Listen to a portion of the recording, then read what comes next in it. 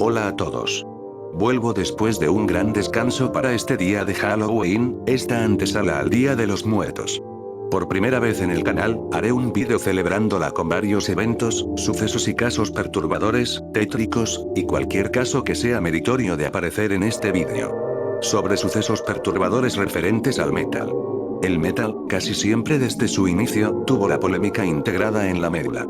Además, algunas de estas polémicas podían llegar a niveles dramáticos y terroríficos. El ejemplo que a muchas personas se les puede estar llegando a la cabeza ahora, puede estar relacionado con la miniatura, el suicidio de Death, su posterior aparición en una portada musical, y todo lo que involucró la banda de Mayhem. Sin embargo, el metal perturbador, si por así se le puede decir, no se centra en el black metal noruego, tampoco en el asesinato cometido por miembros de Absurd, o en los casos de supuestos suicidios provocados por escuchar a Judas Priest, Slayer, o demás. Sino que es una marea profunda.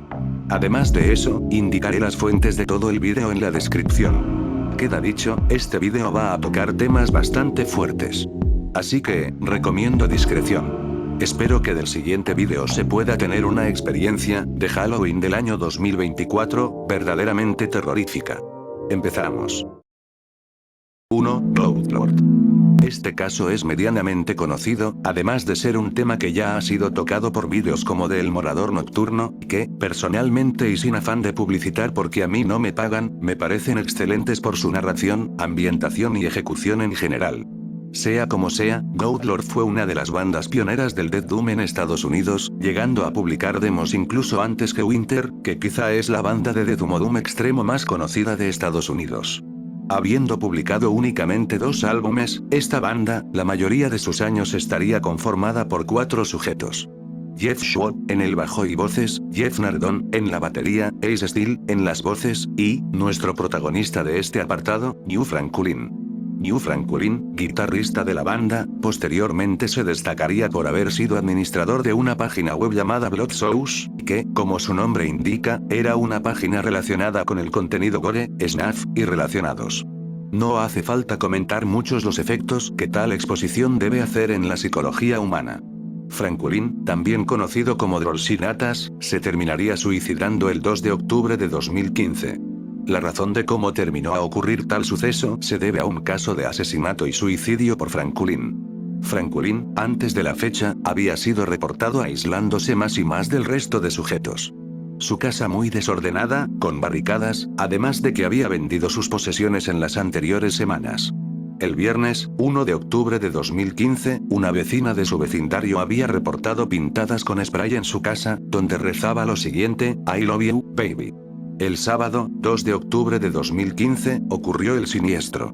Durante la mañana, Franklin mató a una mujer que vivía en el vecindario, secuestró a su hijo de 8 años para posteriormente asesinarlo, y, después, suicidarse. Realmente, a día de hoy, sigue sin saber qué fue lo que dio el pistoletazo de salida a todos estos problemas de Franklin. Sus problemas mentales quedaban bastante evidenciables, sin embargo, no lo que motivó a Franklin a hacer tal siniestro. 2. Carpe Noctem. Carpe Noctem era una banda de black metal en Alemania, nacida a finales de los 90s, hasta inicios de los 2000. No tiene mucho destacable que decir musicalmente hablando, su último álbum fue en 2003, y se disolvió el año siguiente. El protagonista de esta historia va a ser el bajista de la banda, Karathorn, nombre de pila, Matthias Schurman. Un mecánico alemán desempleado, descrito como amante de Burzum, los coches, y las armas. Como Franklin, él también solía asistir a foros de temática gore o snuff en internet. Nuevamente, se encuentra el mismo patrón. En febrero del 2008, mismo año donde terminaría falleciendo, llegaría a publicar en un foro de internet que, cito, asesinaría a todo aquel que no tuviera sus mismas ideas caóticas de la sociedad. Schurman, enamorado de una de sus amigas por mucho tiempo, la enfermera Bianca Brust, trataría varias veces en llegar a un noviazgo con ella, cosa que nunca pasó, hasta que un día, él la invitó hacia su apartamento. Bianca Brust terminaría siendo decapitada por Schurman, el 20 de febrero de 2008.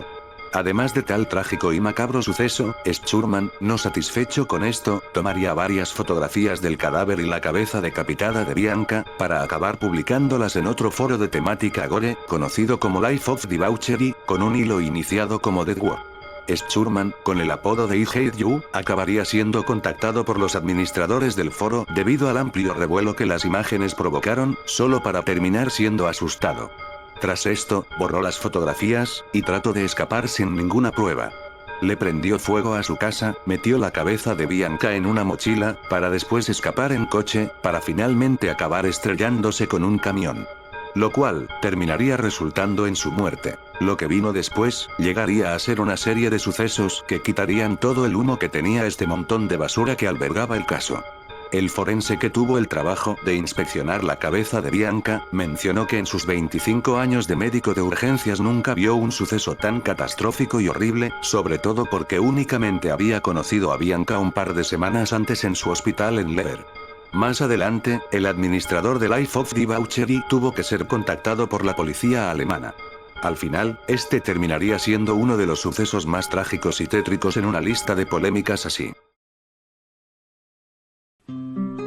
3. El intento de magnicidio de Cristina Fernández. En este caso no me voy a explayar mucho por 3 razones. La primera, es un caso relativamente reciente, entonces, no hay mucho que reportar. Segundo, atribuir este caso como un suceso perturbador dentro del metal como tal tampoco me parece 100% correcto. Y, tercero, es algo que entra dentro mucho del campo político, y de aquellos que afirman que el ataque fue una estrategia político para poder victimizarse. Sea como sea, Fernando Andrés Sabac Montiel, de nacionalidad brasileña, residente en Argentina, fue identificado como el magnicida del intento de tiroteo contra la entonces vicepresidenta de Argentina, Cristina Fernández de Kirchner. Fernando Andrés Sabac Montiel se destacó, entre muchas cosas mal vistas, esotéricas, o raras, como un fan del death metal, además de recurrir a varios círculos relacionados con el género. Además de ser fanático del grupo húngaro como Ectoform. 4. El suicidio de Bull Metal. Cuarto y último caso del vídeo.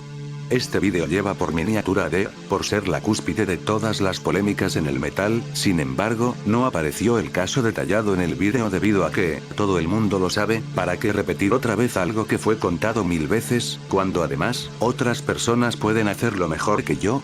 Sin embargo, este caso tiene una estrecha relación con D, porque hablamos de Mauricio Montoya, más conocido como Bull Metal.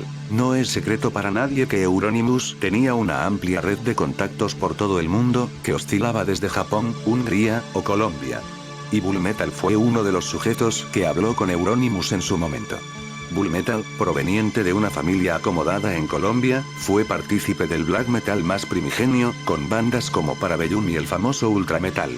En toda la comunidad hispana del metal, se tiene la creencia popular de que el black metal se originó de Colombia, además de que existen varios vídeos acerca de ello.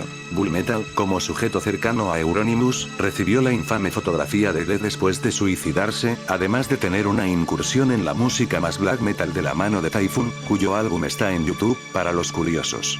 Se volvió satánico, con una secta llamada Los Lobos en contra de Cristo, la cual, cito, donde tenía un creciente número de seguidores, en particular adolescentes entre 14 y 16 años, los cuales presuntamente tuvieron un intento de homicidio con anchetas envenenadas a 14 sacerdotes en la Semana Santa de 1998, en Colombia. Esto que acabo de mencionar, es algo de lo cual no pude conseguir otras fuentes para contrastar fuertemente, o algo que mencione la noticia. Sin embargo, buscando información acerca de ello, conseguí la que es, supuestamente, la página oficial de la Organización de los Lobos en contra de Cristo.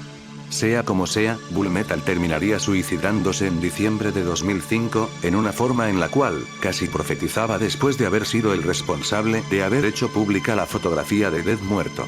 El porqué de su suicidio llega a ser un poco difuso, siendo que oscilan desde que reprimía su naturaleza homosexual, debido a una depresión, entre otras cosas turbias.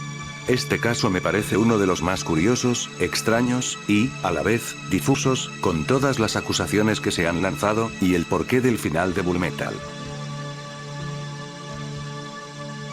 Y, bueno, este es el final del vídeo. Espero que este vídeo haya estado a la altura de un Halloween perturbador. Muchas gracias a todos aquellos que se quedaron hasta el final. Sin nada más que decir, hasta pronto.